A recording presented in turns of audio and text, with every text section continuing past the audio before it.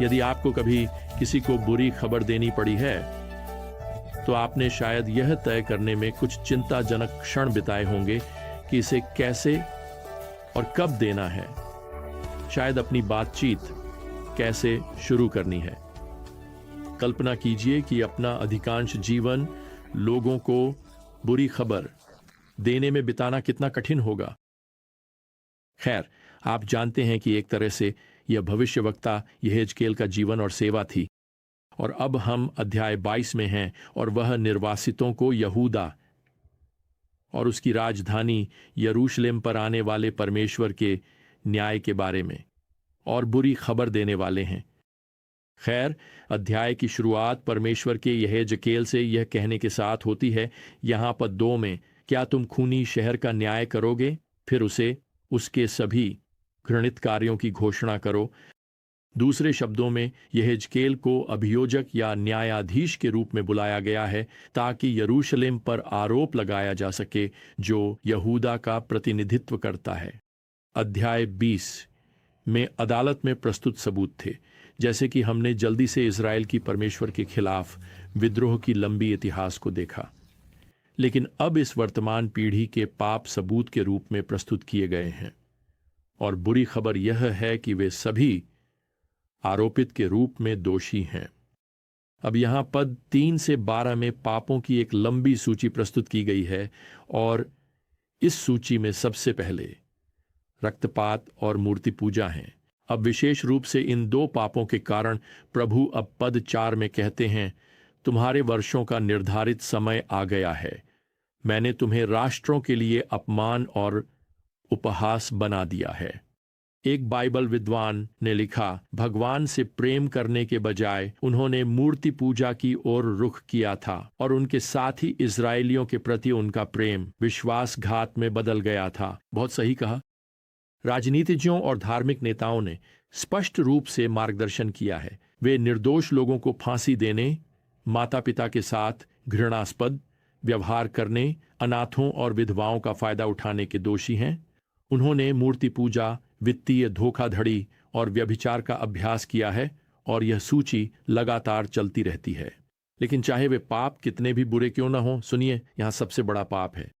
प्रभु उनसे यहां पद 12 में कहते हैं, लेकिन मुझे तुमने भुला दिया।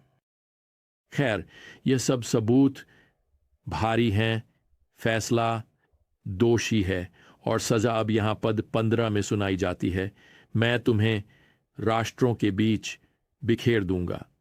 पद 21 इस न्याय का काव्यात्मक वर्णन करता है, मैं तुम्हें इकट्ठा करूंगा और अपनी क्रोध की अग्नि से तुम पर फूंक मारूंगा और तुम उसके बीच में पिघल जाओगे।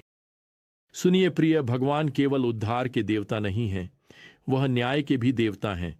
और मैं आपको बताता हूं, आज तक दुनिया यह बुरी खबर सुनना नहीं चाहती। दुनिया अभी भी पाप करना चुनती है। दुनिया अभी भी उसी सूची का पालन करती है। मूर्ति पूजा, अनैतिकता, धोखाधड़ी, रिश्वतखोरी, क्रूरता, लालच, वासना और इसी तरह आगे बढ़ती जाती है।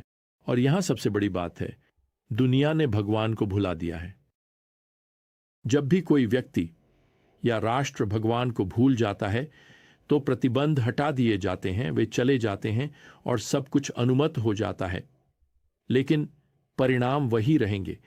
एक व्यक्ति का जीवन आत्मविनाश की ओर जाएगा, एक राष्ट्र आत्मविनाश की ओर जाएगा। अब दूसरी भविष्यवाणी में प्रभु यहां पद 18 में कहते हैं, इज़राइल का घर मेरे लिए कचरा बन गया है। अब यहां प्रभु एक भट्टी की कल्पना करते हैं जिसमें धातु अयस्क को शुद्धिकरण के लिए रखा जाता है और इस्राएली लोग इस बेकार कचरे की तरह हैं। वे अशुद्धियां जो सतह पर तैरती हैं और फिर हटा दी जाती है। केवल इस मामले में कचरे को फिर से आग में डाल दिया जाएगा। इसके साथ ही हम यहेजकेल अध्याय 23 पर पहुंचते हैं और पाते हैं कि पूरा अध्याय यहूदा के राजनीतिक व्यभिचार का एक रूपक चित्रण है। ईश्वर के लोग प्रभु के बजाय मूर्ति पूजक राष्ट्रों से सुरक्षा की तलाश कर रहे हैं। यह आध्यात्मिक बेवफाई है। अब वह इसे 2 बहनों ओहोला और ओहोलिबा को हमारे सामने प्रस्तुत करके समझाते हैं। ओहोला सामरिया शहर का प्रतिनिधित्व करती है, जो इज़राइल की राजधानी है और जिसे बहुत पहले ही अस्सुर द्वारा जीत लिया गया था। ओहोलिबा यरूशलेम का प्रतिनिधित्व करती है, जो यहूदा की राजधानी है। अब ये दो बहनें यहां उन महिलाओं के रूप में चित्रित की गई हैं जो उत्साहपूर्वक वेश्यावृत्ति में लिप्त हो जाती हैं। ओहोला टी ने अस्सुरियों के प्रति लालसा की और 7वें श्लोक में कहा गया है, उसने उन सभी मूर्तियों के साथ खुद को अपवित्र कर लिया जिनके प्रति उसने लालसा की।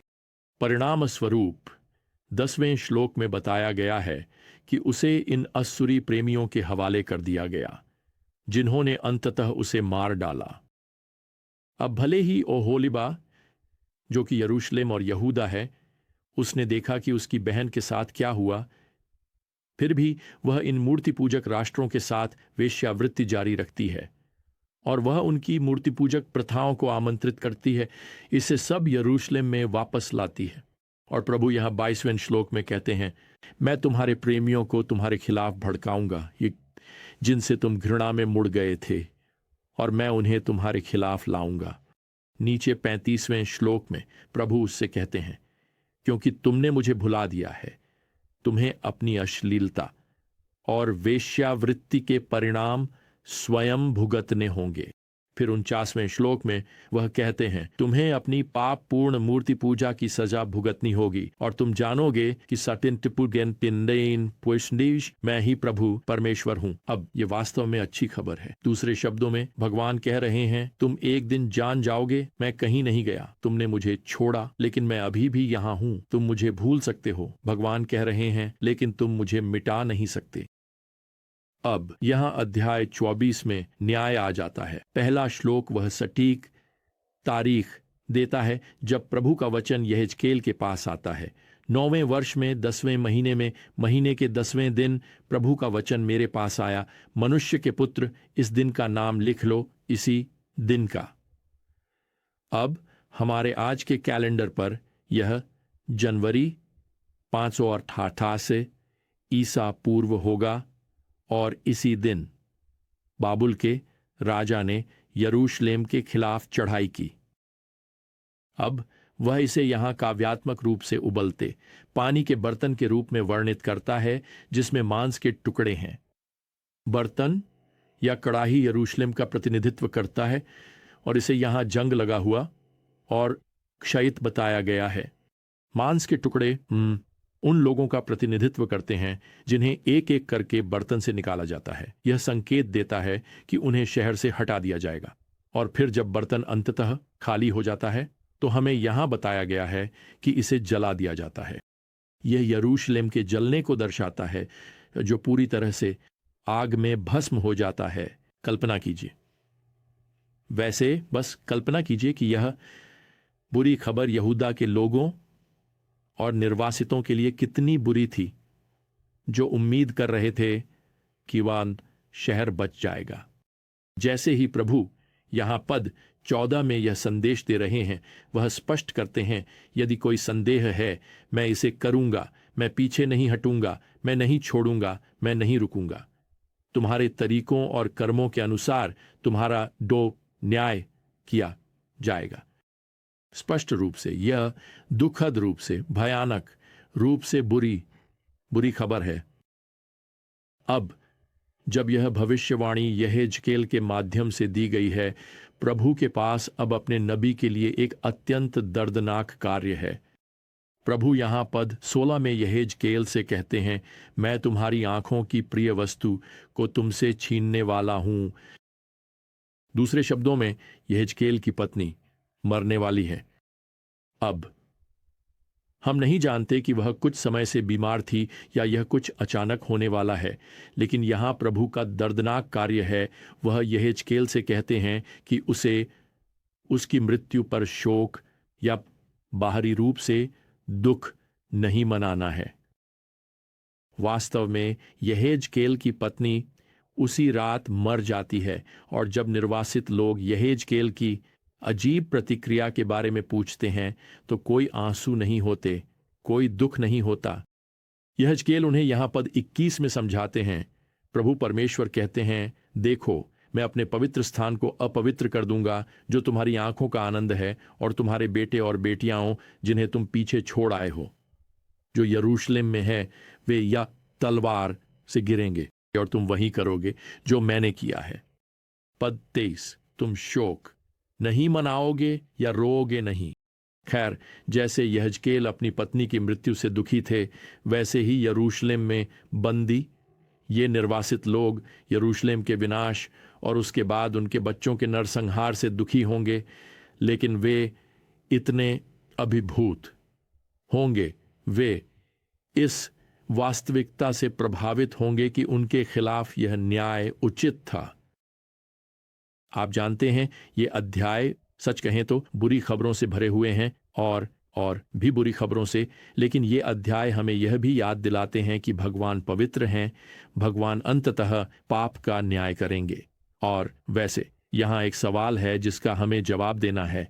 आपके पास क्या मौका है जब आप एक पवित्र भगवान के सामने खड़े होते हैं? खैर, मैं आपको बताना चाहता हूं, आपके पास कोई मौका नहीं है जब तक कि आपने परमेश्वर के पुत्र में उद्धार नहीं पाया है, जिसने पहले ही हमारे पापों का सारा न्याय अपने शरीर पर क्रूस पर ले लिया था। उन्होंने आपके लिए प्राण त्याग दिए, उन्होंने आपके पापों का भुगतान किया ताकि आप परमेश्वर के अनंत न्याय से बच सकें। यही कारण है कि हम एक दिन उनके नाम की सदा के लिए प्रशंसा करेंगे। खैर, इसके साथ ही हम यरूशलेम और यहूदा पर परमेश्वर के न्याय की यहेजकेल की भविष्यवाणियों के अंत तक पहुंच गए हैं, और अब यह पुस्तक अगले अध्याय में गियर बदलने जा रही है, और वह हमारी ज्ञान यात्रा में अगली बार होगा। लेकिन तब तक प्रभु यीशु मसीह की कृपा और परमेश्वर का प्रेम और पवित्र आत्मा की संगति आप सभी के साथ हो। आमीन।